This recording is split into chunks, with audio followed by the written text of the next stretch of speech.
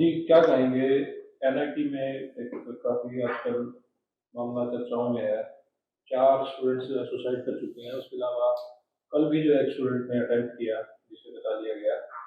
तो ये आखिर इसके बारे में आप क्या प्रतिक्रिया देंगे? आप एक जाने-माने मनोवैज्ञानिक हैं। देखिए, जब हम इस फिनोमेना की बात करते हैं सुसाइडल बिहेवियर की, तो ब्रॉडली अगर हम इसको कैटेगराइज करें तो हम 4 तरह से इसको कैटेगराइज कर सकते हैं।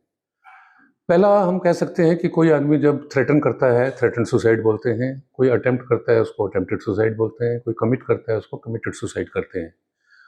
तो ये तीनों टाइप जो हैं, ये बेसिकली बाहरी प्रकार हैं, ओवर्ट इन नेचर हैं। लेकिन जो फोर्थ टाइप है, जो बहुत ही इंपॉर्टेंट टाइप है, उसको हम बोलते हैं suicide ideation. Because ideation important इसलिए हो जाता है कि earlier the identification the more feasible would be intervention and prevention. तो हमें इस तरह के फिनोमेना को अरेस्ट करने के लिए हमें आइडिएशन लेवल पे ही किसी भी इंडिविजुअल को पकड़ पाना बहुत ज़रूरी है। और आइडिएशन लेवल पे अगर पकड़ पाएंगे तो हम जल्दी उसका इंटरवेंशन और प्रिवेंशन कर पाएंगे। अदरवाइज ये सुसाइडल बिहेवियर बहुत ही कॉम्प्लेक्स फिनोमेना है। बिकॉज हर साल अगर हम अपने इंडिया की बात करें तो हम 1,75,000 इंडिविजुअल्स को इस फिनोमेना से खो रहे हैं।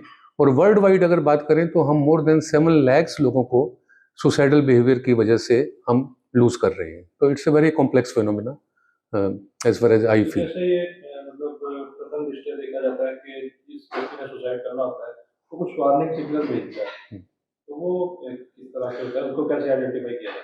देखिए, वार्निंग सिग्नल पकड़ना बहुत जरूरी है। बिकॉज कोई भी व्यक्ति जब इस तरह के बिहेवियर में इंडल्ज होता है तो वो जरूर वार्निंग सिग्नल देते हैं।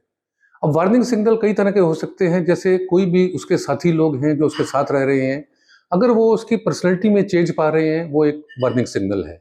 अगर वो उसके नॉर्मल बिहेवियर में चेंज पा रहे हैं, वो भी एक वार्निंग सिग्नल है। कल तक वो खूब इंटरेस्ट ले रहा था हॉबीज में, इंटरेस्ट में, चकाचक एकदम से उसको लगा है कि भाई उसके साथी को कि अब ये अपने हॉबीज में इंटरेस्ट नहीं ले रहा है, अपने अदर एक्टिविटीज में इंटरेस्ट नहीं ले रहा है।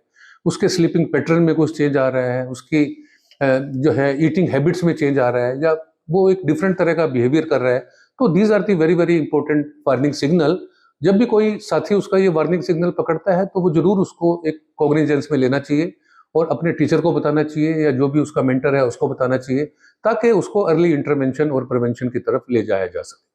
तो ये जो 4 केसेस हुए हैं, इसमें कुछ आपके नॉलेज में आया हो, आपने अखबारों से पढ़ा हो या आपने कोई जानकारी जुटाई हो कि किस तरह के जो है इनके वार्निंग सिग्नल्स थे या किस तरह से जो है इन्होंने सुसाइड किया या क्या?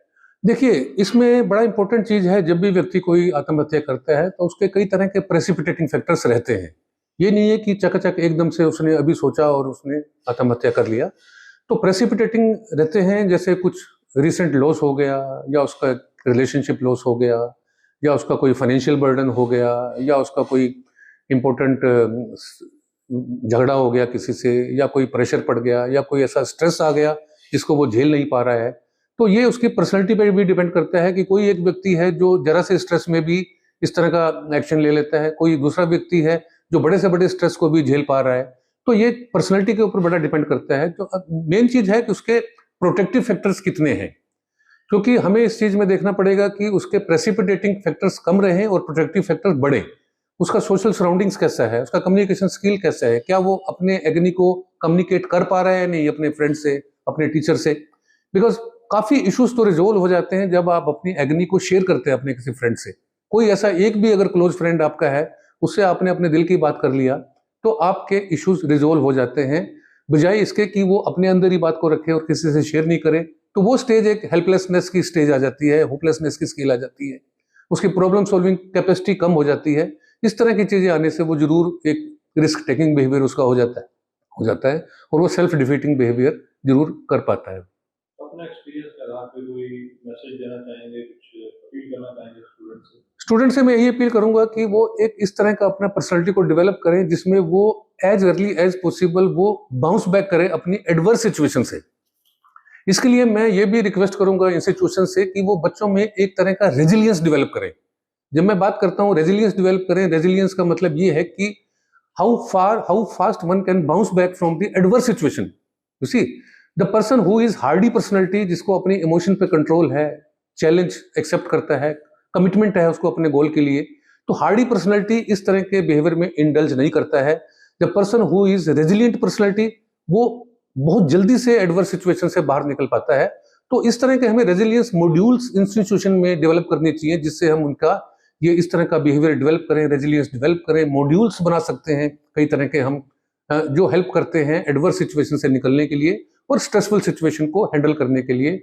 ये बहुत ही कारगर सिद्ध होते हैं रेजिलियंस मॉड्यूल्स।